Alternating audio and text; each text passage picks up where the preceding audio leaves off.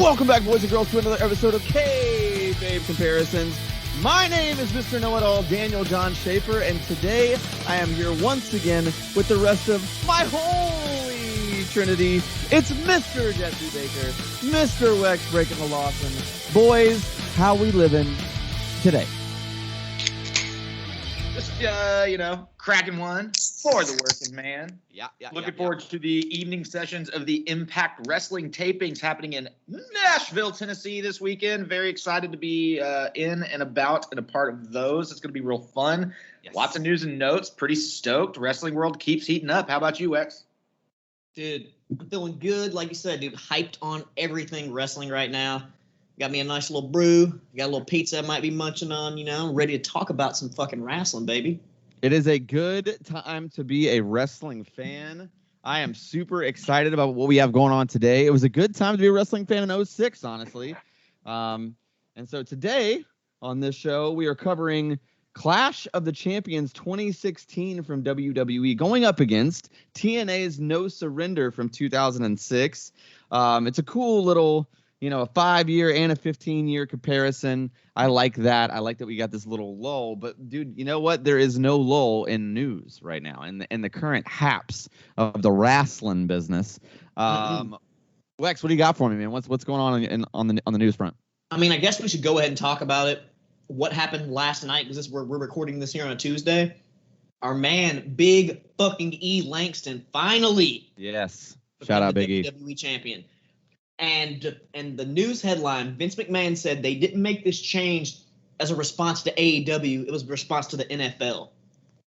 Shut the fuck up, Vince. It was a response to AEW, and I'm glad that it was a good response because, God damn it, Raw was getting WWE in general was getting pretty stale there. Yeah, I mean, it's a good thing. Be responding to the NFL because they're back on TV on Monday Night Football. I understand that, but I mean, how are you responding to the NFL with anything other than the ex-fucking football player, Mr. Brock Lesnar himself? Hey, that's exactly what he said, but that's our big news. But, we got some other news since we've last talked. The latest set of AEW Dark tapings that just finally wrapped up in Orlando, and we had a lot of former NXT guys on those tapings. Ooh. Like Kurt Stallion, now going by Stallion Rogers, Anthony Green, Anthony Henry, Santana Garrett. Some pretty solid. Where is Adam Page? Does anybody know? He had a kid, so he's just taking time off right now. Oh, gotcha. Yeah, that'll do it to you. That'll pretty much put the wind out of the sails, if you will. What else we got in the news, Jesse? What do you got before me? I mean, I'm kind of excited about MLW keeps making some really great announcements. They've announced that they're doing a different series on YouTube. They've announced that they have a series brewing with Vice that they're just kind of dick teasing right now. But also, a couple of months ago, they announced that Tajiri was going to debut for MLW at the 2300 Arena in the October tapings. And then they just recently announced Mr. Bobby Fish recently let go, formerly of the Undisputed Era with the NXT, formerly of Red Dragon with Ring of Honor. Man, if you give me Bobby Fish versus Tajiri, I'm for it. I think that'd be fucking great. Leo Moriarty also got announced for that MLW tournament, too. The Opera Cup tournament, yeah. Signed by AEW, announced for the Opera Cup tournament. He was on Death Before Dishonor, Ring of Honor this weekend. So Lee Moriarty's getting a little bit big ups all over the place, being allowed to finish out commitments he had clearly while also being signed to AEW, but he deserves it. I love Lee. I think he's a great talent. Speaking of Death Before Dishonor, they had a 15-man, it was supposed to be 15-man, turned out to be 16. Baby. The big battle royale for the shot at the Ring of Honor World Heavyweight Championship. Easy for me to say, first day with the new mouth. Surprise entrant, winner, and the new #1 contender, or open shot haver, whatever you want to call it, for the Ring of Honor World Championship is Alex fucking Zayn. The sauce. Wow, yeah. That's a huge get. I have to say, if I'm being really honest, I hope he didn't sign with ROH because I hope that man keeps his options open. He has the biggest future ever. Yeah. So here's hoping that didn't happen. We have a lot of other contracts coming up. They've been talking about this. Yeah. We touched on KO before. Apparently Sami Zayn is among those who, of course, naturally. Also, Johnny Gargano too. Johnny Gargano apparently December 3rd. He's re-signing, 100% re-signing. I believe that too. And also, for my money, like, I don't want to see Gargano in AEW. No, not at all. Nah. I wouldn't mind seeing him in Impact. Yeah, I mean, I it's not that I have anything against Gargano. I just feel like he's the Dolph Ziggler of NXT. Like, he's great. He would fit in really well in AEW. But do you even really want to see that? No, not really. They're already dude, Dolph Ziggler would go and kill wrestlers. it. Yeah, but like it's the same exact scenario. Like, Dolph Ziggler would go and kill it in AEW. He'd have great matches. But does anybody really want to see that?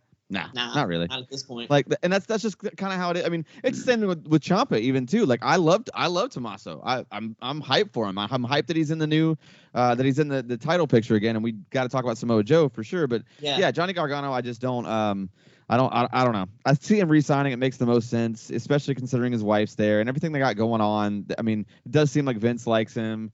It is what it is with that. I mean, how are you guys feeling about the Samoa Joe thing? Is it you think it's kayfabe injury and they just want a restart type thing, or is he actually hurt?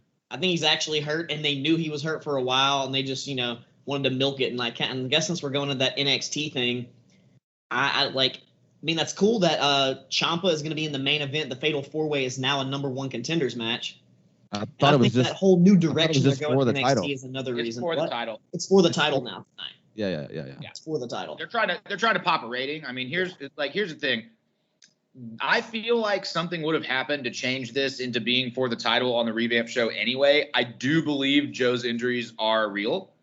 I don't think allegedly everything I've read, he's not going to be out long, but I don't think they were faking it. I don't think that they would have transitioned off of Cross to Joe of all people if that's how they were going to do it, if they had any other plans. But it would have been just as easy to transition to Dunn or transition to Tommaso. They could have built that and done it the same way if that's what they wanted to do. All right. So predictions. Who do you think is going to win that 4-way? Who do you guys got?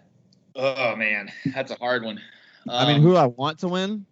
I mean, I want Dunn to win. I want Dunn to win too, but my heart says LA Knight's going to do it. It's going to be. That's exactly how it's going to be LA Knight. They're doing this whole like new direction. They're renaming the fucking arena. They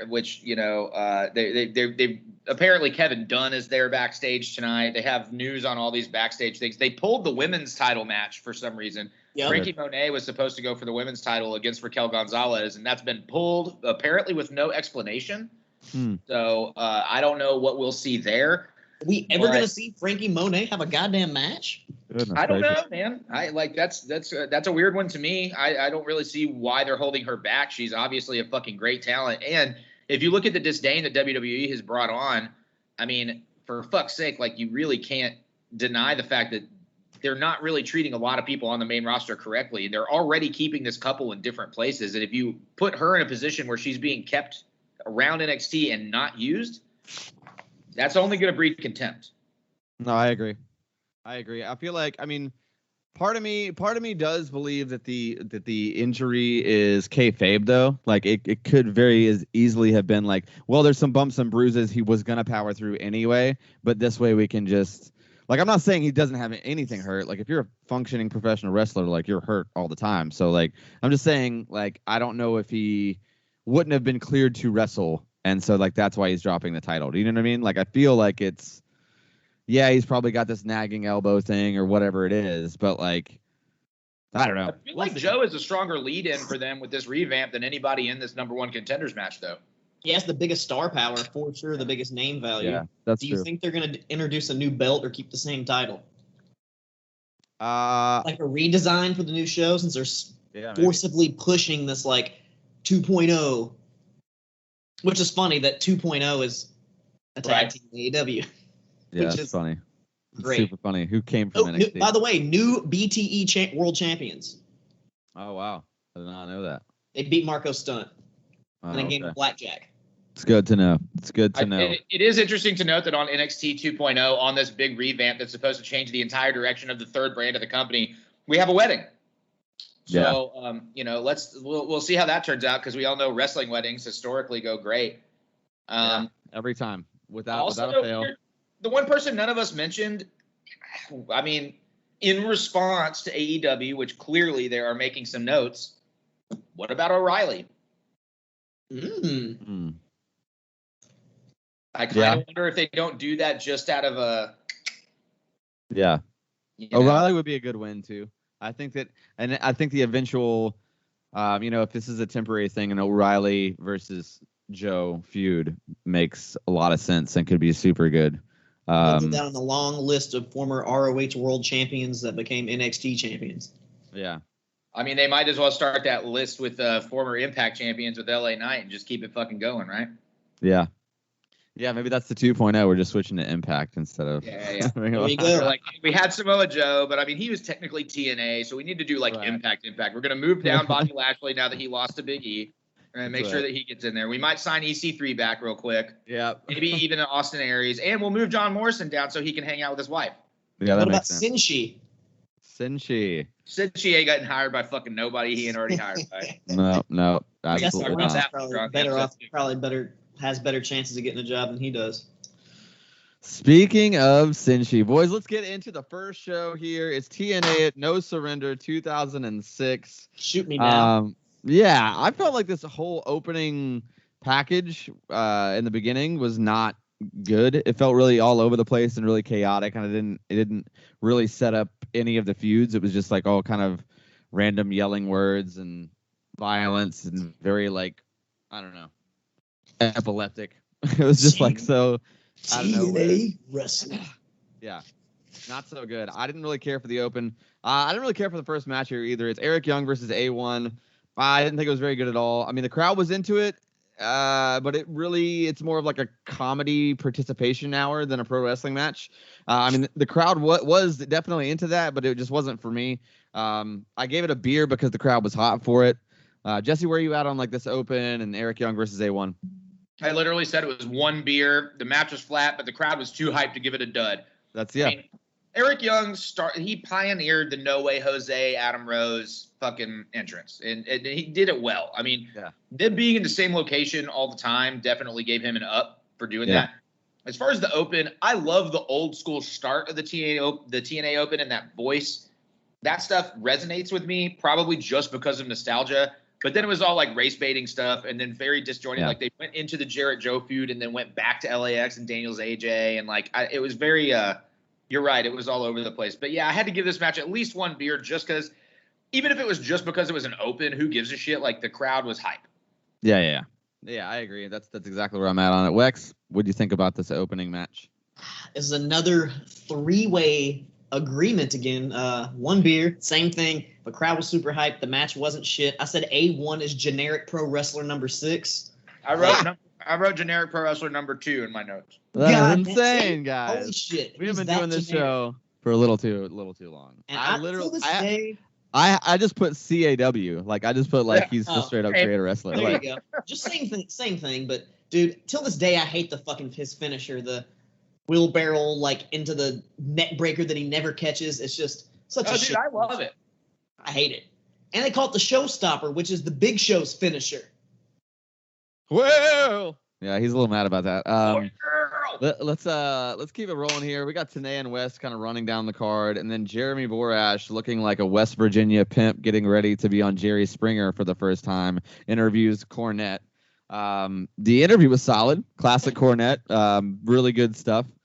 But dude, I could not get over Jeremy Borash, man. Like he straight up just looked. Jim like Cornette looks like a West Virginia pimp who's being scheduled for Jerry Springer the umpteenth time. Yeah, that's true. He has good hair, though. I'll give him that. Oh, fantastic hair. The highlights were on fleek in 2006. The next match on the card here is Petey Williams versus Jay Lethal. It's a weird, like, video game nerdy backstage segment in the middle of, like, Jay Lethal's entrance, and I know they're doing that whole, like, Jackass crew thing. That's a big miss. I know that all three of those dudes are really good friends in real life, and I get that you wanted to put them together on screen, but it just didn't work together. They don't work together, and honestly, they don't really work as like goofy heels. It's just not who they are, especially considering how entertaining they are as wrestlers. I don't know. It didn't fit to me at all. I did think the match was decent. Once it got going, it was pretty solid. They did let some spots breathe. But I mean, at the same time, you kind of get two comedy matches back to back. I mean, Petey Williams is just selling his ass like throughout the entire match, and all the Sanjay stuff was bad. Didn't need it. I did give it a beer and a half because the middle work was pretty good. But that's all I could go. Wex, where you at on PD versus Jay here? I only gave it a beer because, dude, like the work itself wasn't that bad, but as soon as the laxative came into play, I was just like, all right, what the fuck is, like, what are we doing here? Like, I know they mentioned the laxative backstage right before that, but it was so convoluted, I didn't understand what they were even talking about. I was like, all right, they have some laxatives? Like, And the crowd didn't get it at all. and the fact that they were promoting Jackass 2, like, didn't make any sense because didn't the Jackass dudes go on WWE? Yeah, maybe that's Let's also get this straight. They didn't have an agreement to promote Jackass 2. They were just talking about it on their television. Okay. So it wasn't like an actual endorsement. That was just like a part of the story. No, obviously, you didn't see anybody. You didn't see any footage. You didn't see any of that shit. Like, yeah. It was dumb as fuck. Like, even the crowd was chanting, "This is stupid." Like, yeah, it was dumb. It's fucking horrible. I mean, it could have been a good match because, like, two great workers. But yeah, I only gave it a beer. I was thoroughly pissed off, and I'm sure whoever paid for this pay-per-view was probably pissed off too. Yeah, I mean, I definitely did not pay for anything, and not TNA in 2006, that's for sure. Jesse, what do you think about match number 2 here, Williams versus Lethal? This match made me look up what WWE was doing in 2006. And it turns out that the pay-per-view 1 week before was Unforgiven 2006, whose highlights were DX versus Big Show and the McMahons in Hell in a Cell, which, if you recall, was an unnecessarily bloody affair. It was absolutely fucking insane. Oh, yeah, I remember that one. It was outrageous because that's right when I first got back into wrestling. Outrageous. Not watching for a few years. And then the main event was Cena and Edge in a TLC match. Yeah, so they're winning. Yeah. I mean, like, even on the undercard was like Hardy and Morrison for IC. I mean, it was, you well, shit. Wow, like, we're gonna have to cover that one. We have to throw that one in there somewhere. He actually had a good match with Damian Priest last night, but I usually have fun with these a little bit more most of the time. But I gotta say, the Jackass gimmick was a fucking non-win. Sanjay Dutt is the least convincing, like, mischievous person ever. Like, his attempt to kind of like maniacally laugh in the corner was the worst. Yeah. This match had every fucking right to be great, and it started out great. The minute that Petey started selling his ass, them butt troubles ruined the whole match, bro. Dude. Like, in 2006, if any crowd wants to see Petey Williams, and at this point, they're still in the Impact Zone, so if the crowd even fucking knows who he is, the only thing they want to see is the Canadian Destroyer, and it gets ruined by the concept that he's too flatulent. Like, guys... This is some Southern-style booking that never should have made it onto a pay-per-view. You gotta take a shit. I will say, I got to give Petey Williams credit for knocking out that Conan-style cradle DDT. That was always one of my favorite fucking moves ever. I popped real hard for it. I gave it 1 beer, though. Between the ropes was great, but goddamn, the rest of it was so bad. Yep, I agree. The booking was in the negatives. So I would say that, like, the fact that we gave it any kind of positive purely rating, is purely just because of the in-ring work. But let's keep it rolling here. We got a pretty decent little Rhino package. I think I said this last time we covered a 06 TNA pay-per-view, but this is probably peak Rhino. I think this is probably the best kind of work and best, like, area of his career for sure. Then we got a package for Raven and Runt and Abyss.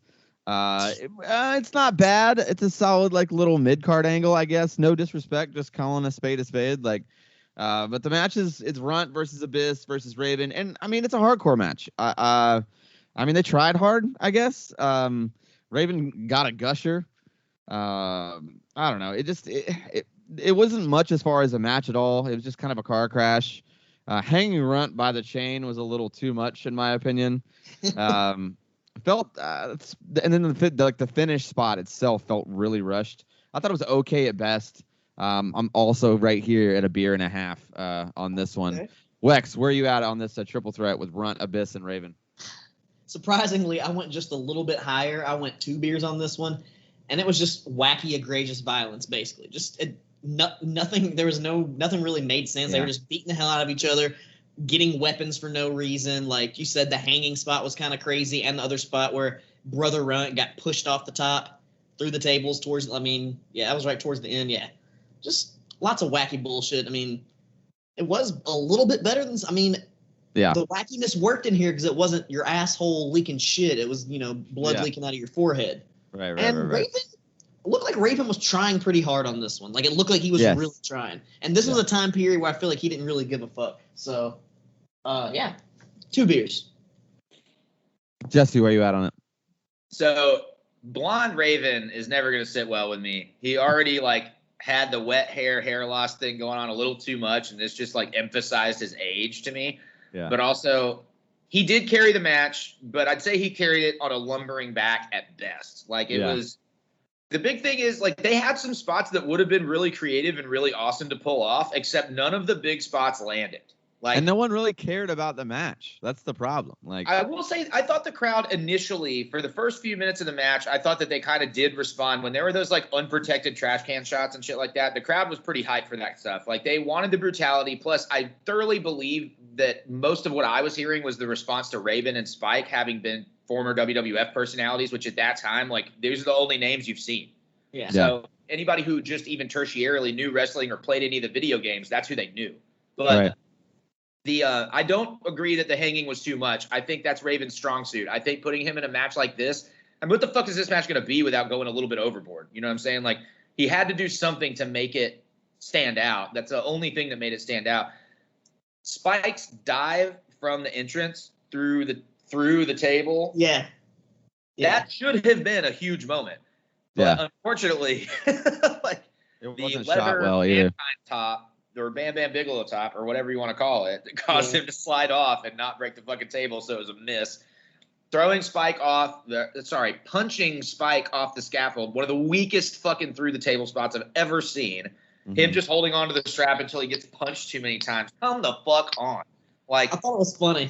That could have been done so much better. And then he only breaks one of the 2 tables. So again, it's just like a fart in church. It just wasn't it didn't go over the well it was. Abyss picks up a last-minute victory, which I thought, who cared at that point? I don't know. It was a little long. The bigger spots failed miserably. The finish sucked. I gave it a beer and a half. Damn. Yeah. Well, Brother Runt, I got some purple runts right here. I'm going to smoke for you, and hopefully your back and neck will feel better. My goodness. The package that Raven quoting that he created the Dudleys was an interesting way to manifest that angle. I thought that was kind of genius because it is true. Yeah. It's pretty funny too. I feel like it's kind of full circle. Let's keep it rolling here. There's a promo from Jeff Jarrett, which was okay at best. And then we got a package for an 8-team triple elimination tag team championship match. Or for the number 1 contender, I guess. It's I don't know if there's anything more TNA than that. So it's America's Most Wanted versus The Naturals versus Paparazzi, which is Alex Shelley and Johnny Devine, versus Shark Boy and Norman Smiley, versus Kazarian and Magic Matt, versus Maverick. Maverick. Yeah, that's right. Maverick. Yeah, Maverick Matt. Matt Bentley. Michael Shane, Matt Bentley. Yeah. R-Truth and Lance Hoyt. So this R-Truth and Lance Archer were a tag team in this match, which is fucking bizarre. But. It's so weird. Elix Skipper and David Young, and then the New Age Outlaws, the James Gang, whatever you want to call them. So it's pretty much like a battle royal that evolves into a regular number 1 contenders tag team match. And the battle royal part was pretty much everything you'd expect from a battle royal. The Chase Stevens diving into the crowd was definitely the highlight of that segment for sure. The sneaky spot with Harris and Gunn was good and I thought was well done. And I thought the tag team segment of the match was actually pretty good. When they got to the tag match, it wasn't very long, but these dudes had already kind of worked for 15 minutes solid in the battle royal, and I felt like they didn't seem out of place. Plus those dudes had wrestled 1,000 times in Nashville at that point. The Naturals versus America's Most Wanted was the main event of 2004 at the fairgrounds, every single Saturday. So I get that the chemistry was there too, but I felt like they actually did a pretty good job. And lastly, I will say that I'm pretty sure W. Morrissey and Chris Harris are in some way related. They just look so similar. I was like, wow, I didn't notice it until this specific show, but they look like they could actually be brothers. It's weird that this is a 8-team elimination weird TNA booking, right? But by my count, this is the best match so far, and I gave it 2 3/4 beers. It was better than I expected it to be. So yeah, that's where I'm at with it. Jesse, what do you think about this battle royal into the number one contender tag team title match? Man, for me, the rules fucked this one. It would have been much more meaningful and much cooler and fit into the card much better had it just been the Naturals and America's Most Wanted. Yeah, agreed. I fully believe. I mean, they could have done a fucking battle royal on the pre-show with the other 6 teams and it would have been fine. Like, no one really gave a fuck about anything else going on. It was funny to note, too, that Bentley and Kazarian, their gear was very Eminem-esque. Like, it was very Nitro and fucking Mercury. Like, it looked almost identical, actually. Yeah. But I don't know. It could have done well for a feud if they had taken the rest of that shit out. And, of course, Hebner's the one who gets the fucking sneak over him or whatever. Yeah. The things that took off the most for me were I didn't like the distraction finish. I thought it was really weak. I did not think it was done well. I thought it was way too obvious. And, I liked the fact that the Naturals eventually got the win or whatever, but everything leading up to that I thought was clunky and shitty. Also, taking off, the number of pills in this match is through the roof. Like, you could feed an entire fucking family somewhere in Gadsden, Alabama. So I gave it 1 beer. Wow. All right. Wex, what do you think about this tag team scramble thing? I'm kind of right there in between the middle of you two. I went 2 beers because it was one of those crazy TNA convoluted booking, just bullshit. And I agree with both of you. If it was a tag team match, just them two, it would have been a lot better. So, I mean, you guys pretty much covered all the high points. That Stevens dive thing was fucking crazy. Little sneak finish. It was unique. I wouldn't say it was great, but it was unique. It worked. Yeah. So, I mean, 2 beers, nothing too crazy, nothing too special. I will say it is probably one of the better things on the card when you get to the tag team match, but I feel like the card from here on out is where the strong points are going to come. Yeah. I agree. Then we're going to go way back down again, of course. It's TNA. Well, we'll see. Let's keep it rolling here. They had more of this jackass ripoff thing, and it was just weak and not a fan of it at all. So the next match here is Chris Saban versus Sinshi or Loki for the X Division Championship. And I thought they were pretty much on from the jump. I thought that was the first thing on the show that felt like it could fit in today's landscape 15 years later. Thought the match was great. I thought the crowd was pretty captivated by it. I thought they actually had room for between spots to let their moves be sold and let the match kind of breathe. Good false finishes. I really liked it a lot. Best match on the card so far by a mile. Although all the interference at the end definitely affected the rating for me. So it would have been above middle of the pack without the finish being the way it was. But it's just right there at 3 beers for me.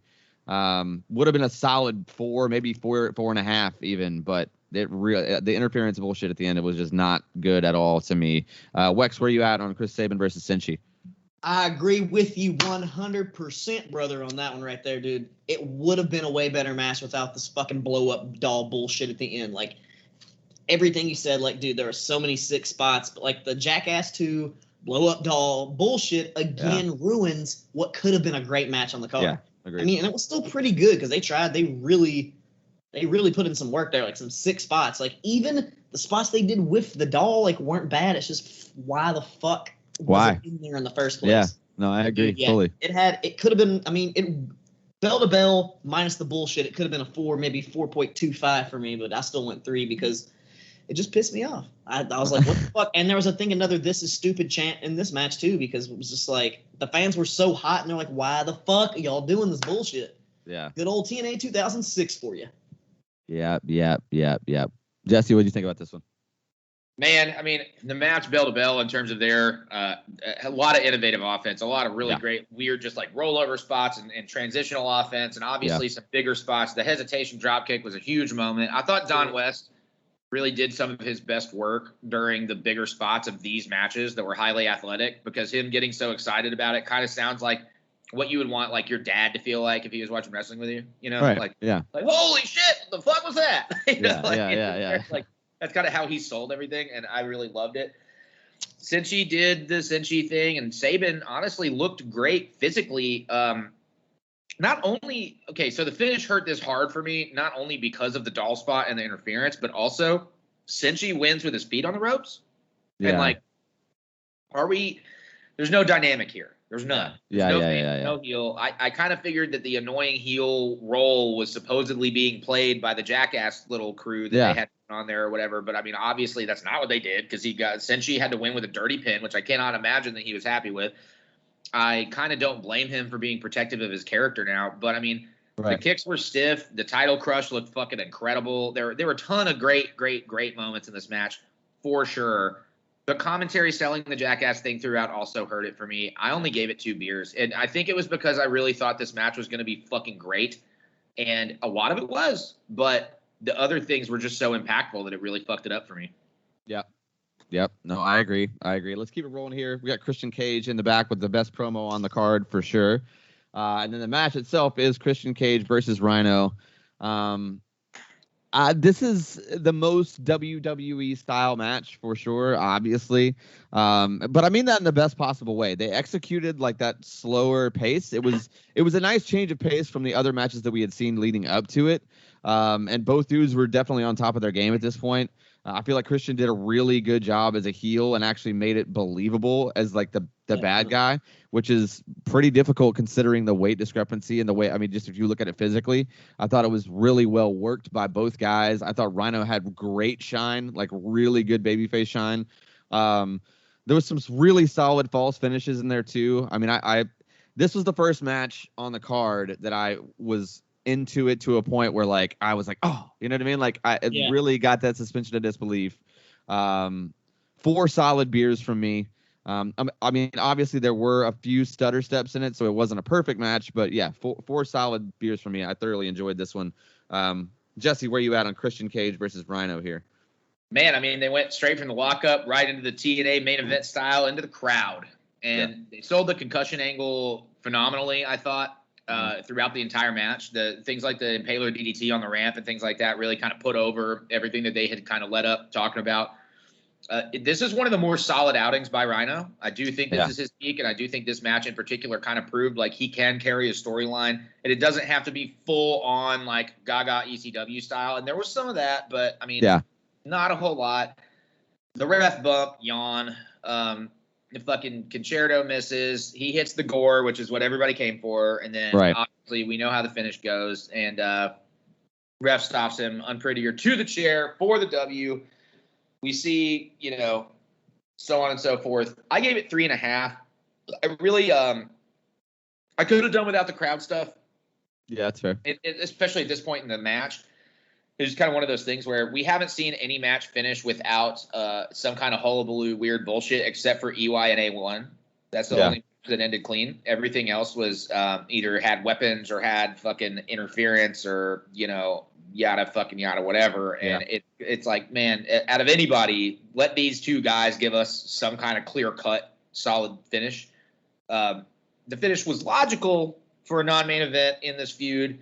It was just difficult for me because I'm like, fuck, I'm so tired of this ref bump. Somebody's distracted. Who gives a shit? Time, whatever. It just suffered because of the card, not because of the match. But 3.5. And Wex, where are you at on Christian Cage versus Rhino? I'm literally right in the middle of both of you. I went 3.75 beers for this match. Nice. And it was definitely the best thing on the card so far at this point of the show. And Rhino sold the concussion, the DDT he sold that great. That made it for a great match. But it's kind of crazy to think like we would never do a concussion storyline now because of CTE, and to think that what Benoit did just a year later. It's just crazy to think about. But the match, like itself, like you said, that classic WWE style. You guys pretty much already mentioned all like the big spots and everything that happened, but like great work. And like I think you got kind of mentioned it, like Christian being a heel, like he definitely like looked like brutal and malicious with some of the stuff he was doing. That really, like the way he sold his body language and stuff. And like Christian's normally a baby face, so I'm not used to seeing him as a heel, but kill switches / unprettiers and chairs usually do pretty good for him. He's won titles and stuff recently that way. So it works out. Let's keep it rolling. Keep it going. Yeah, I was gonna say keep it going. It's Eric Young and LAX that kind of have their segment in the back, and it's terrible. It really is magic that this company is still in business today. It's just crazy. Daniels and Styles had a decent promo though, like nice little pre-tape. And then we got a promo package. We cannot blame over the fact that K-Dog called EY a walking glory hole. Oh, I literally had that. I had that written down. I'm glad you brought that up because I was going to say it. But goddamn, it's one of the better. It's one of the better lines ever, really. Yes, I mean, yeah, I'm gonna start using that for sure. That's literally like the bottom line notes. Walking glory hole, Conan. Oh, that is insane. That is such a hilarious thing. Yeah, anyway, but the promo package here was for the Ultimate X match. And it's Styles and Daniels versus LAX for an Ultimate X NWA Tag Team Championship match here. And it's just easy. I mean, by far and away match of the night. LAX looks super, super crisp. I mean, and AJ and Daniels are AJ and Daniels, so they were phenomenal. No pun intended. Killer stuff. You know, I'm so used to seeing these kind of matches with like 6 to 8 people involved, and just to have like 4 guys vying for the tag belts made it feel more special. Like there was more room, you know what I mean? Like there was literally like less going on, but there was still, I don't know, just more room for kind of the match to breathe, more room for selling. The Styles clash from the apron through the table was sick, Dude. Perfectly executed. I'm still a firm believer that this concept would work today. Like I think it's still, I don't know. Are they doing Ultimate X matches in Impact still? They did one at their last taping, the same set of tapings we went to the day before the night before they did it. Nice. Yeah, I'm excited to see. Either way, damn near perfect match, man. Damn near perfect. There were a couple little spots by LAX that were a little fishy. But I gave it 5 beers. Not perfect, but pretty damn high. 5 beers for me. Really love this match. Jesse, where you at on it? I went 4.5. I mean, it's close. Yeah. To me, this is definitely the match of the night on the card. There were a lot of very classic moments that clearly set TNA apart from its counterpart here, which, you know, sometimes it's for the best and sometimes it's for the worst. In this case, I think this particular match showcased what they could do well, which was to have several dynamic forms of offense go up against each other at the same time. And Hernandez being the power player to me was a great variable between the other 3 competitors, but I think it was played well. The way that they utilized all that and him still getting up and doing hangs from the ropes, and then all the incredible spots from AJ. The fucking finish, man. Like, Daniels leaping from the truss to the center on the top of that structure and not being able to be stopped, I thought was absolutely highly creative, innovative. Again, clear alternative to the 2006 WWE product in a main event, semi-main event slot. I gave it 4.5 beers. I thought it was fucking wonderful. Wex, give it to me, man. What do you think? After I clear my throat. Okay. All right, Wex. This is why I don't call on you. Wex. And you got to wet your whistle. Jesus Christ. After I clear my throat, you got to wet your dude. Obviously, after you clear your throat, you got to wet your whistle. But dude, very fucking awesome match. Like, probably one of the maybe top 2 or 3 Ultimate X matches I've ever seen. And I didn't realize how fucking good Homicide was. Like, I've seen a few of his matches here or there, but I've never seen that many of them in this match. Like, now I understand why everyone thinks he's so fucking sick, because he fucking is. And Hernandez surprised me in this match, too, with some of the stuff he did. And, dude, the finish, that jump to the fucking middle, that was insane. Like, and I went 5 beers on this one, and this is my TNA match of the night, match of the week. Because if you guys want to watch anything on TNA, go back and watch this one. Like, yeah, it was a good match. Young Styles, young Christopher Daniels, highly recommend. Young TNA guys who are now old, who are legends, doing their thing. And dude, Dom West is the GOAT. In this match, I was loving his commentary. Yeah, he is very underrated, actually, as a commentary personality. I love how, I mean, and his cancer is in remission. It's doing better. That's nice. Shout out Dom West, man. Get better. We appreciate it. We love you here, Dom West. We love you. 5 beers, fucking sick. Styles class off the apron to the table. Goddamn.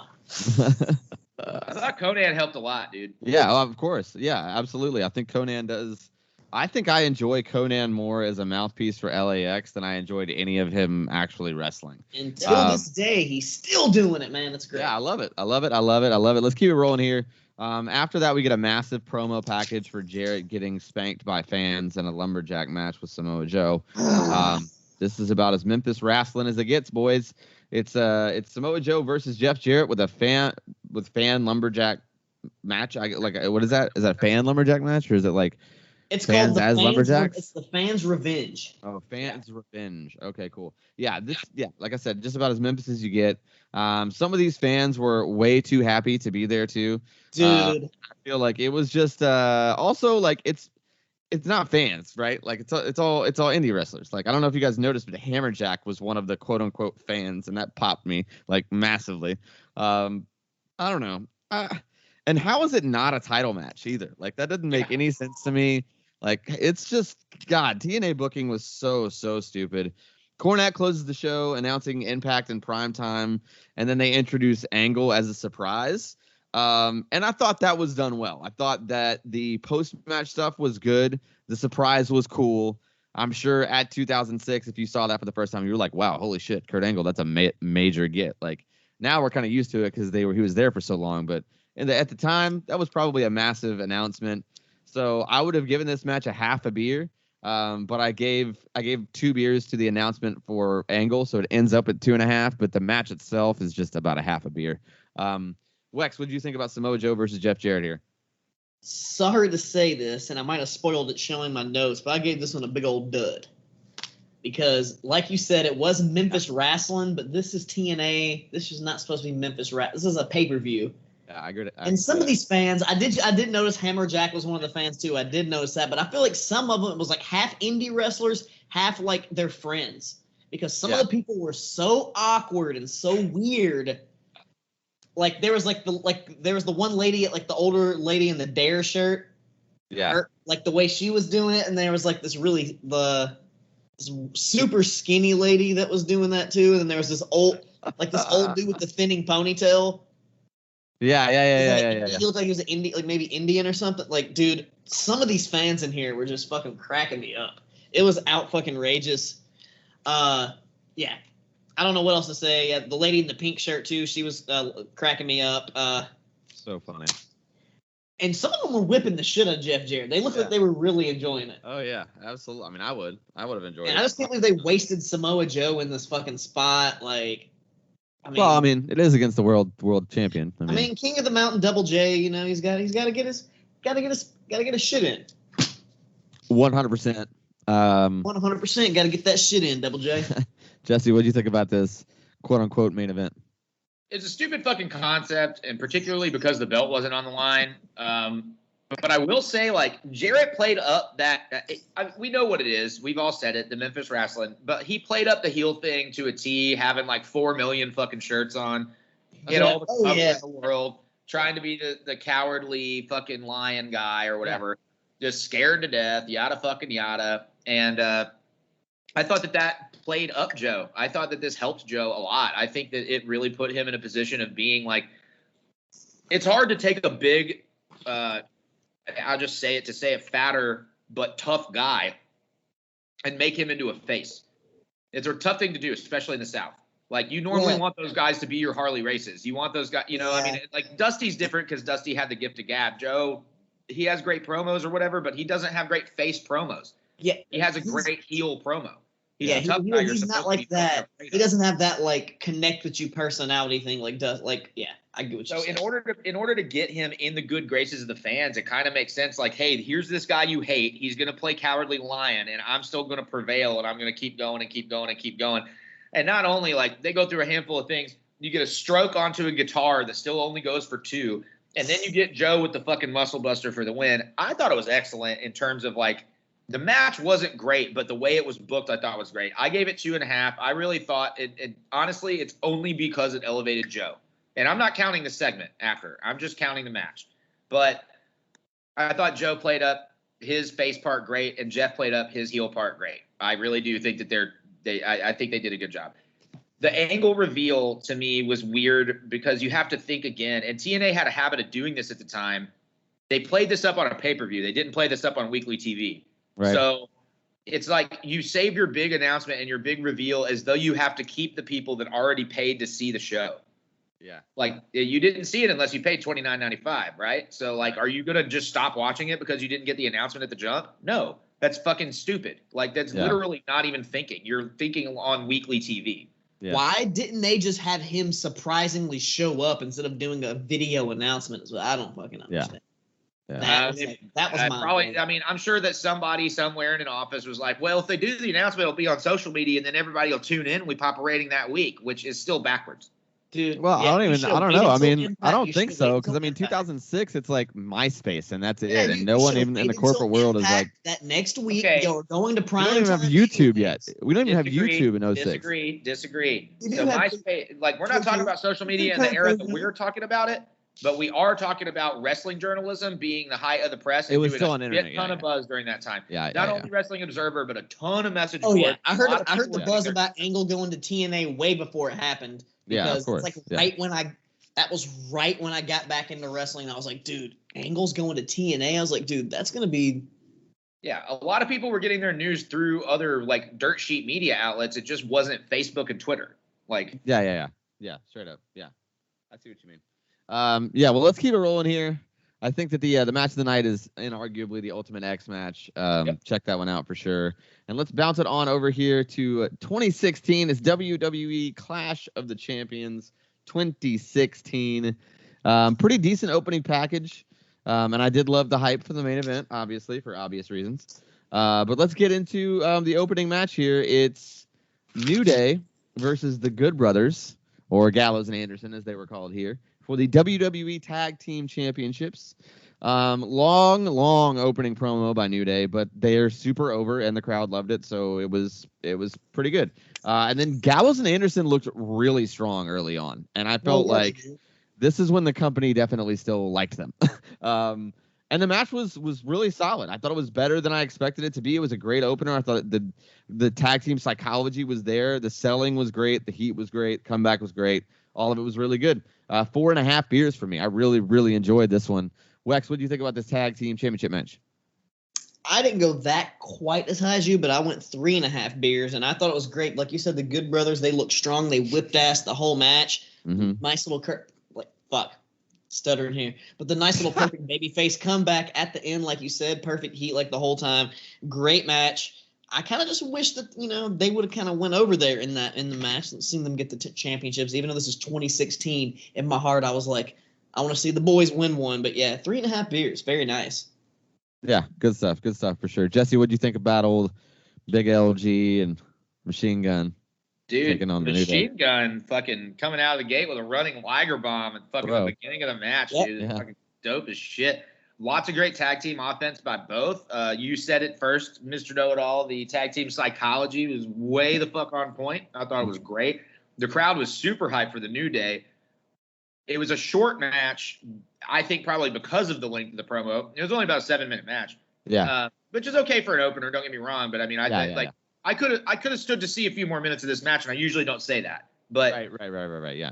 I only gave it 3 beers, and to be honest with you, 2 reasons. Commentary kept selling that this was the New Day's 399th day with the titles, which kind of gave away the ending. You knew that they weren't going to not make it to 400 here. Right. But also, the ending made no sense because they had a cheap shot involved. Xavier Woods hit him with the fucking trombone that led into the Midnight Hour, and I'm like, clearly we know the face-heel dynamic between these two teams. You know what I mean? Like, what the fuck is that? You have to cheap shot with a trombone while you're being a face? To me, that it made 0 fucking sense. So, yeah, it was only a 3, even though I love both teams to death. Big shout-out to Big E for acquiescing and stepping onto that next level last night. Yeah, absolutely. Love it, man. Also, too, though, the fact that we're all at least a half a 6-pack or more on the opening match is a pretty damn good sign. Yeah. Let's keep it rolling here. There's a cool little package for the Cruiserweight Championship with TJP and Brian Kendrick. Really bad TJP promo, though. I mean, real bad. Not good at all. But then the match here is Brian Kendrick versus TJP for the WWE Cruiserweight Championship. TJP had such a banger of a WWE theme, by the way. I absolutely loved that Mega Man style metal vibe. I just think it's awesome. And I feel like they really did a great job of treating the Cruiserweight Championship as something special at this point. I mean, in the beginning it was great, changing the ropes to purple and changing out the turnbuckle covers, and I thought it was really cool. I think that keeping that instead of giving them their own show that's awful is much. It's just, I don't know. This makes way more sense to me. I thought Kendrick is just painfully underrated. He was so good in this match. His facial expressions, His character, him being his character, was so good. Match was really good. Not great, but good. A couple stutter steps and some awkward timing, but overall really solid. I gave this one 3.75 beers. Really enjoyed it. Really good match. Wex, where are you at on this one? Didn't go quite that high on this match. I only went 3 beers because it was a little botchy, few little stutter steps, but a lot of the same things that you said. At this time, I really enjoyed the Cruiserweight division, because it was cool. It was still on the main show. Yeah. I like you said, they treated it cool, like the changing the ropes and all that shit. It was a great match. Like, they both obviously have chemistry, work together besides those little stutter steps, but some of the other spots are pretty cool. But it wasn't amazing, but it was pretty solid. 3 beers. Jesse, where you at on it? I mean, ton of innovative offense by both guys. A lot of shit that the wrestling crowd, especially at that point in time, probably hadn't seen if they were just watching WWE. I hated the purple rope thing. Not into it. I understand wanting to tighten the ropes for these matches or whatever, but I really hated separating the brand that much because to me that was a very clear sign they were going to kill it from the get-go. It just you have to have it be able to be absorbed into the brand if it's going to be on the fucking brand. You can't do it the other way around. I don't know. It just, to me, psychologically, I knew that it was a failure from the jump, even though the matches were very entertaining. The in-ring dynamic was super solid. I thought that the post-match headbutt situation was great because at some point you have to make these fans care about what's going on other than flippy-dippy, mid-match entertainment bullshit. I gave it 3 1/4. I mean, it was a good match. I just, again, some of the changes here made it very clear that this was going to be an afterthought very quickly, but it was cool to see it on the main card. Yeah, I agree. I mean, I agree. I see what you're saying there with that differentiation, but I enjoyed it. I mean, I love classic Kendrick heel stuff too. I really wish that dude was still wrestling regularly.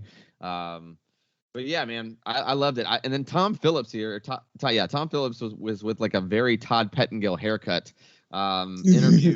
Interviews 007 Cesaro. And man, listen, when people talk about Cesaro being a main event guy, why hasn't he gotten the title? You're never going to convince me that he's good enough. He is great bell to bell, but he cannot possibly carry a promo or carry, he just can't do it, guys. It is, and that's okay. He's a phenomenal wrestler. Phenomenal wrestler. Heyman, dude. He was great with Heyman. Yeah, it was great with Heyman for sure. Yeah, because Heyman could speak for him for the most part. Yeah, I agree. I don't know, man. Then the match here is Cesaro versus Sheamus. And listen, if I have to watch a Sheamus match, I want it to be one of these. And this one probably wasn't the best one of the series, but it was stellar for a Sheamus match. They got a lot of time, and the finish was weak. But honestly, with where they're planning to go with it and making them the bar, having them kind of even out on a series and then have a non-finish makes a lot of sense to keep that storyline going. So it's smack dab in the middle for me. Even 3 beers. Cesaro worked his ass off for sure to carry this one 100%. Jesse, what do you think about this one? I gave it 4 beers. This is by far my favorite Sheamus match ever. I agree that it might not be the best match between the two in the entire series. However, the stakes of being the final in the best of 7 series had the crowd so much more invested that it just added to the energy of this match throughout. Yeah. I felt the false finishes made way more sense because the crowd is who are they actually going to give this to? And going into it, I don't feel like the crowd gave a fuck, but I felt like they want them. They really felt like they got them in the scope of the bell-to-bell action. And that's important. I mean, it's hugely important. And that fucking suicide dive was one of the scariest things. Cesaro looked to me at that point in time like he jumped his spine right up into his skull. Yeah. That was really gnarly. I didn't love that at all. But, I mean, that was, again, that's a advent of going balls out in a situation like this and trying to get that crowd. I gave it 4 beers. I thought it was a really great match. The biggest hurt to me was I hated that the ending wasn't definitive. And, God, that dive kind of took off for me because it was too scary. Yeah, that makes sense. Wex, what you got on it? Yeah, I was right there in the middle, too, and all pretty much the same exact things you guys said. That fucking suicide dive botch, gnarly. I cringed. I was like, holy fuck, is he... I thought he could have been paralyzed or something, because it was fucking gnarly. That could have been one of those Droz moments where you don't get up, but... fuck. Yeah, it was a hard hit meat slapper though. Well, that's how you really feel there, gut. But yeah, it was a hard hitting meat Oh, you're the slapper and a worst. very shitty finish. Like it could have been if the finish was a little better, potentially could have been a 4, maybe up into the 5 range. But yeah, 3 beers. My gut's a little pissed off right now. Let's finish this beer. You're the absolute worst. You're the absolute worst. After the match, there's a pretty rough Charlotte and Bayley promo, but they're still both fresh and kind of green at this point. It wasn't the worst. It was just a little shaky. The next match, though, is Sami Zayn versus Chris Jericho. And, man, what a change 5 years has had on both guys physically and, like, their whole look and their whole vibe and their whole careers, essentially. Very, very different. I hated the gear that Jericho had at this point, though. I really hated the multicolor bedazzled thing. But the match was superior. It was very, very, very, very good. Mm-hmm. Lack of notes because I was super into it. It was super crisp, man. Nothing felt forced. Great tempo. It felt like the match breathed up and down. Like there was a really good chemistry between those two guys. A couple really small things that kept it from being absolutely perfect, but damn good nonetheless. 5 solid beers from me. Really enjoyed this one. Wex, where are you at on Sami Zayn versus Chris Jericho?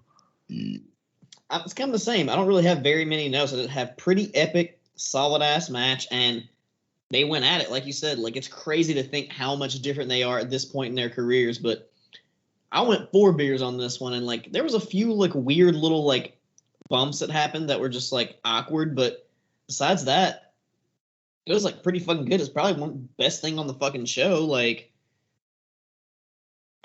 could I say possibly match of the night? I don't want to piss Daniel off for later down the line, but pretty good Match of the night. Good match. Yeah, you do. You do too, motherfucker. You trying to piss him off. No, I'm trying to piss him off. I'm just trying to. I mean, I can see it. It's close. It's close. It's close. It's close. It's close. It's close. I get that. Yeah, but I don't know if you guys know, but it's close. I went 4, great match. So this is possibly. We'll wait till we get to the end, but it's a great match. You might want to go watch it if you're thinking about it. If you're thinking about it, Jesse, what'd you think about this one, man? I mean, it is my match of the night, but I don't feel like it's a surprise. So I don't feel like I'm pissing anybody off. I mean, obviously. Now I got a little. I'm not mad. And nobody's mad here, okay? I really love the early part of the dynamic and Jericho having control here because Zayn coming into it as the underdog, that's the way that it made sense. So for Zayn to build back up from beneath and then get a bunch of his own shit in, like taunting the haluva the entire match, I thought was fucking stellar. That shit made so much sense. Jericho was a little sluggish at times, and what's funny about that to notice is that it was only on Zayn's spots. Like, it wasn't on his own moves. Anything that Jericho delivered was great. There were a couple of things he took that were a little lacking. Especially that's exactly what I was going to say. Like that rope apron weird little thing. Like that was weird. Yeah. It just the tornado DDT between the ropes, which is one of Zayn's signature spots, was spectacular at the time. It was a lot slower than normal. Yeah, it was. Yeah, he definitely fumbled on that one for sure. There were weird little things like that, and it didn't kill the match. But I mean, this still, like, Zayn got all the shine in the world. You're going up against inarguably a top star, multi-time former world champion. It put Zayn in a fucking great spot on a card that's like a mid-card pay-per-view traditionally or whatever. But it really, in my opinion, helped put Zayn over like a motherfucker. He got a ton of shine. I gave it 4 though, still. And I couldn't go higher than that just because the weird little slips. You know what I'm saying? Aye. 4 beers. You're both 4. Okay. Still my match of the night on this card. Me too. That's insanity. That's crazy talk. Me too. I didn't want to piss you off, but Foley, Seth, and Owens have a promo, which was super good in the back. Pretty high for the main event. The package for the women's championship was really well done. I thought the package was really well put together. And the match, honestly, okay, so it's Charlotte versus Bayley versus Sasha Banks. The match was really good. It was almost like kind of getting to see NXT in its prime, like showcase a match. And the flow was really good. There was a couple awkward timed things, and anytime Dana Brooke is on TV, it's a little bit of a strike to me. But I mean, they're all 3 young, and triple threat matches are harder than singles are, obviously. And I thought it was really good. I was thoroughly impressed with it. It kind of shows where they all were at this point in their career too, which is all kind of very different. Was somewhat of a lackluster finish though. And that kind of, I mean, it was just like a kick, a big boot, and that was the end. So I was 3.5 beers on it, like pleasantly surprised, a little bit more than average, but the finish could have been a little bit better. Right back to you, Jesse. What do you think about this triple threat for the women's WWE Championship? It's pretty straightforward, I mean, it was pretty clear here. Bayley was captain underdog. They were trying to build Banks, and then Charlotte was supposed to be the established heel. And for some reason, they felt that they needed to give her Brooke to like accentuate the fact that she needed help to get over the, I don't know. It fucking, that really killed it to me. I hated Dana Brooke being on the outside. I hated her interfering even more. I thought that a lot of the spots, I mean, the double crossbody was great. There were a handful of different dynamic things that made sense logically throughout the match. I thought it was well booked. Finished hurt it like crazy for me. How many kicks were thrown in this match? And then one is just the end of it. Like, that really, I didn't like it at all. It just didn't really make sense. I kind of figured they were going to use this as a way to help put Banks over right here. And, then maybe Charlotte and Brooke go off and do their own thing. Banks gets to go against underdog Bayley because she had to beat her friend in the triple threat. That would have made more sense to me.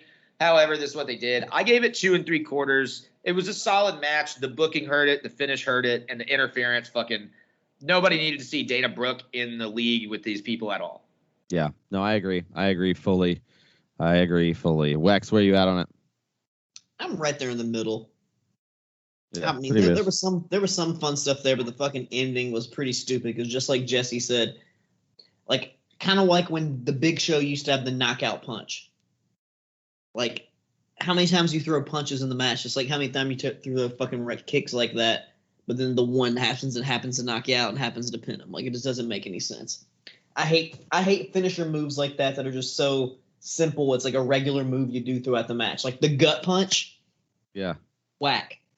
No, I agree. Yeah, just that's dumb booking. But besides that, it's pretty much right in the middle for me. 3 beers. They were kind of like, still trying to get their shit on the main roster. I like that little triple drop kick spot though. That was cool. Yeah, I agree. Let's keep it rolling. There's like a pre-show panel and then like a kickoff match recap. Kind of felt like intermission, honestly. But then there's like a Rusev and Reigns package. And it's a WWE United States Championship. It's Roman Reigns versus Rusev. Very WWE style match. And I don't necessarily mean that in a bad way, but it was definitely a dated style, especially for what else was happening on this card. Much slower paced, and the crowd did not like this. The crowd was not a fan of this match, and I wasn't either. I've never really been on the Rusev train, and I don't think Reigns really turned the corner in the ring until about 2018. But there was lots of brawling on the outside too, which has never been my style. It was way too long, way too long. Overbooked finish. Yeah, I mean the match, it wasn't good. I gave it a beer. I couldn't give it much more than that. Jesse, where you at on Roman Reigns versus Rusev here? I mean, gosh, the crowd was kind of doing a halfsies chant at first. Yeah. But it's like they turned to the crowd. A couple of minutes in, they didn't give a fuck. They were done here. Yeah. Apparently somebody decided to teach Roman Reigns a clothesline, and that's about all they taught him. Yeah. Leading up till now. Waikiki Lee, or whatever the fuck he was known as in FCW, did like 4,000 clotheslines during the match. There's a little bit of a pop with the Rusev roundhouse, a little bit with the kick, a little bit with the first accolade attempt. I enjoyed Lana's involvement. I thought that it added a lot to the match. People are like, hey, there's something going on here, I guess. Maybe I can latch onto this. Yeah. She gets sent to the back, the accolade, Reigns powers out, hits a spear. I gave it 2 beers, and that's probably, honestly, I felt like that was generous. I fucking hated this match. I thought it was bullshit. There were a couple of well-built false finish moments, but like overall, it did nothing for either guy, in my opinion. The crowd literally couldn't have given a shit less about Roman Reigns winning this match, so it didn't help him. And they buried, capital B, buried Rusev by having his fucking finisher powered out of and then losing to the other guy's finish clean. That made no sense. There's no way for Rusev to come back from that ever. Right. So, 2 beers. Again, I feel like that's fucking generous. Yeah. No, I can agree with that. I can agree with that fully. Wax, where you at on it? Yeah, I didn't even go 2 beers because I really don't like Roman Reigns, and Rusev, it's not like I didn't like him, but they just didn't have chemistry. This wasn't good. I wasn't into it. The crowd was shitting on it because it was shit. Yeah. It just wasn't fun. It wasn't like I did not enjoy anything about this match at all. And just like Jesse said, Roman Reigns just powering out of his finisher and then doing his own, like, that totally buries him. No wonder he went to AEW and now he's doing a lot better for himself. Yeah. Big shout out to him. Miro. Yeah. Way better than Rusev. What he could have been is what Miro is. Yeah, I agree. I agree fully. But I just went 1.75, almost 2 beers. Just like Roman Reigns, just at this point, he was not doing it for me. And then when I watched this, I was reminded why. I was like, oh yeah, fuck this bullshit. Yeah, he really, like I said, I don't feel like he turned the corner in the ring as a performer until like kind of that run with Lesnar in 18. Yeah, I agree. It's like only been the last 2 to 3 years that he's been like in ring good because he's really only been wrestling for like 6 or 7 years or some bullshit. Like yeah. Like not a long time, and like there's these like it's like 10 years. I think it's like 10 years. I think he's been wrestling since like 2011, 2012. Finally, that's why he's finally like it's like he's finally getting that decade, which goes like most guys on like even AEW Dark are guys who've been wrestling for like 10 fucking years, no, totally. Reigns is just now getting that shit under his belt. It's crazy to think shit like that. People, I mean, Kurt Angle was the fucking world champion within a year of wrestling. Like some people just get lucky and or just get it because they couldn't have put just anybody in that spot. Like clearly. Yeah. Agreed. After the match, we got an advertisement for No Mercy, and honestly, this kind of proves to me that 2006 was a pretty damn good year for the WWE. I mean, save for the last match that we just covered, the show was pretty damn good so far. I mean, I was pleasantly surprised by it, and there's still tons of talent on SmackDown. You know what I mean? Like I feel like at this point in 2016, they genuinely had enough talent for both shows to have them stand on their own. And then we got like a weird audio like on Rollins promo, which like made it sound cheesy and strange. It was like this weird droning. Did anybody else notice that? Like the actual audio was like just poor. I just felt like it was Rollins. Yeah, I didn't. I had it in my headphones, so it was just like. It's like this weird like reverb. I didn't know if my like Bluetooth was going in and out or what. Yeah, I mean the recap for the angle with Triple H and Owens and Rollins was a good angle. I mean that was to make that out of the Finn Balor situation when you knew you had to completely flip the script on everything you had planned, and then you end up with. I mean I think this is one of the more memorable Seth Rollins angles. Like I love that when Triple H hit him with the pedigree. Yeah, it's great. It was great. It was really good. Really good.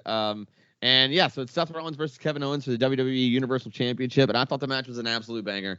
I love the action. Both dudes are just super good, and they both sold really well. There's obvious like chemistry there too. There's a real flow to like their tempo and their cadence. It wasn't too fast, but it wasn't like a normal WWE main event style match. Like it was definitely fast paced, but it wasn't just a spot fest, is what I'm saying. There wasn't really anything I can say badly about the match, except that I prefer that the roles were reversed. Like I would have rather Rollins kind of played the heel and Owens been the babyface. I mean, I know that's not how it was in the storyline, but I think for the match's sake, it would have just been a little bit better. I even like the role of Jericho and the interference here too. I thought it kind of kept the heat on Owens and it gives Rollins an out. I thought it was a damn good match. I give it 5.5 beers, almost a 6-pack. Loved this damn match. Wex, where you at on it? Dude, I mean, I thought it was a really good match, but like some of the the interference stuff, like the Gaga bullshit, that's the only thing that suffered for it. But if it would have been more of just them wrestling, which pretty much what it was for most of it, if they just wouldn't have left some of that stuff out, which I understand for this whole storyline and everything. But commentary kept getting me because every time Owens would do something, it was like, is this symbolic? Is this symbolic? I don't know how many times they said that, which is fucking hilarious. Yeah. I just kept noticing that. And besides the extra like interference bullshit, it would have been 4, maybe almost to the 5 range for me, but I only went 3.75. And they really made, like, Betrayal. Even though Rollins lost, The highest of treason. I will say, even though Rollins lost, they really made him look strong in this match. He basically single-handedly took down KO and Jericho. He was like, Yes. I thought And that was great. I 3.5 guess years? That's crazy. Poppycock, even. Poppycock. I guess I like where they were going with this, but I don't. But the thing is, I love this the angle how this started, but I don't like how it ended. So that always sours me a little bit. Yeah, that's fair. Okay, that's fair. That's fair. But I mean, how Jared KO unceremoniously ended without the proper match. Yeah, I agree. It still pisses me off to this day, and I only hope that we can get the final blow off. That burp? Did you like that? Yeah. Hopefully, that contract ending for OKO switching over to the AEW, one of Jericho's final matches, we finally get the proper blow off to that. Is all I'm saying. I mean, you know what's gonna happen, right? You know what's gonna happen. He's gonna go, and then Jericho's gonna go, and they're gonna just have another feud in AEW, which I'm here for it. Like, yes, because if he goes back to being Generico, it'll be it's like it's new again. Yeah, he'll come back from the orphanage. Yeah, and it'll be like El Generico versus Mount Rushmore. I mean, the new heel faction that'll give a chance to make Omega go back to be babyface again with some new shit. Like, it'll all work out. Yeah, we'll see. I mean, I don't know. I would love to see Tyler Black in AEW. I feel like that'd be crazy. I feel like it'd be an awesome thing for his career. It's never gonna happen. It's never gonna happen. He's a WWE guy for the rest of his life. You say that, but we never know what's actually gonna happen with WWE. So anything could happen. All I'm saying. I don't know, man. I don't think so. Probably not. But we do know KO probably will. Well, actually, it's not gonna be KO. It's gonna be Kevin fucking Steen. Yeah. Yeah, fight Steen, fight for sure. Jesse, kill Steen, kill. Whatever. Jesse, where you at on this main event? My. There's a lot of in-ring trash talk, which is cool. Commentary is selling Rollins as the vet was very weird to me. Yeah. I mean, I get what they're doing. I understand the angle, but like, it's just one of those things where it's like, guys, like, I don't know. That shit pissed me off. They're acting like he'd been there for several years. He hadn't. It's just fucking hadn't. He also hadn't carried the belt for barely any amount of time before this. Right. There was a lot of really great offense. There was a lot of innovative stuff by both guys. I thought they put their all into the between the bell work in terms of the work itself. Yeah. The suck it gestures I thought were a little bit too much. The fact that both of them did it I thought was fucking super stupid. I love suck it's though. I always pop for them, so it's okay. Yeah, but I mean, when both guys are doing it, what does it really mean? It just, I mean, it's like, it was a yawn to me. The Jericho running down. Jericho was unneeded. I thought that was very stupid. The ref bump thing, I don't know, man. You got your first Universal Champion, or second or whatever, but the first defending Universal Champion. Exactly. Going against Rollins, and it was just kind of like, this was a fucking just bullshit ass finish that didn't need to be a bullshit ass finish. It should have just finished clean. One way or the other should have finished clean. Yeah. I only gave it 3 beers. I really did not like it. Like, a tiny cheat by Kevin Owens could have gotten us to the exact same position that we got in and not had the amount of gaga to take away from what these two dudes did in between the ropes. And I thought the booking of it is what made it suffer 110%. Yeah. I mean, I can understand that argument, but I didn't. Then it's fine. Like, I mean, think it was, though. Like, I thought it was. I thought it was done well. But I see what you're saying as far as it should have been a definitive finish. I get that. But I didn't have any problem with the interference. I felt like it buried KO. It would have been different if KO was the challenger here. I could have understood it. But him having the strap, I felt like he buried it. Yeah, but then like at the end of the match, like the last shot is like Kevin Owens, and he's like, "You're the best." Jericho's just like, "You're the best," and Owens is like, "Say it again, say it again, say it again." It's just their chemistry was so fucking good, dude. It was incredible. I can't believe they fucking ruined that storyline. Like, it was incredible. Can you even imagine how the exact same thing could have happened with Adam Cole and Keith Lee? Yeah. Gee, fuck you. Goodness. Come on, like. That being said, I think that like my match of the week is Rollins and KO. But I mean, I think that you guys are probably going to go with the LAX and Styles and Daniels match. Am I right? That's definitely 100%. Well, I've been voted out. TNA 100% right there. So, okay, this is what I'll say. So maybe the match of the week can be from TNA, but I think the better show was by far Clash of Champions. Yeah, on that? Okay. Definitely, yeah. My average rating for Clash was a full point higher than No Surrender, which is like, if you do the math on the number of matches, meant I rated a lot of shit a dud on TNA. Like, not a dud, but pretty fucking low. Pretty low. Well, you know what, boys? Show that got a dud for me, so. Yeah, I mean, I think, for me too. Yeah, I agree. Well, let's get into it, guys. We are going to be wrapping this one up. I think the definitive winner for the show is Clash, but the match of the week will be AJ Styles and Christopher Daniels versus LAX, right? I mean, honestly, Christopher Daniels and AJ Styles in their prime against mostly any other match. I mean, can they really compete? It's tough to argue with, bro. Yeah, it's tough to argue with for sure. I am excited about what we have coming up, though. The next week is going to be the full kayfabe family up in here again. The Cage Cast Slush is going to hop in with us, and we are going to be reviewing the NWO's 1996. It's a different format than we've done before. It's just kind of like talking essentially about this, that angle, and it'll be cool to have Cass's perspective because, if you're an OG listener, you'll know that Cass is just a straight up WWE guy, never watched WCW. So I actually got him on because it'll be a cool perspective to kind of hear him talk about his opinion on what he thinks about the NWO and that whole kind of vibe. I think that'll be really fun. Lex, what do you think about NWO show next week? I'm actually pretty excited for it because, like, even though I was young and I wasn't watching it live, I definitely if you watch wrestling, I feel like you knew the NWO. Like, it was just synonymous with wrestling. And like Hollywood Hogan, that sounds weird. Hollywood Hogan literally was the Hulk Hogan that I knew. Yeah. Even though I saw him in Three Ninjas High Noon at Mega Mountain, kind of in the classic gear, even though it wasn't the Hulk Hogan gear, he had the blonde. I knew him as Hollywood Hogan because it's just that's what I knew.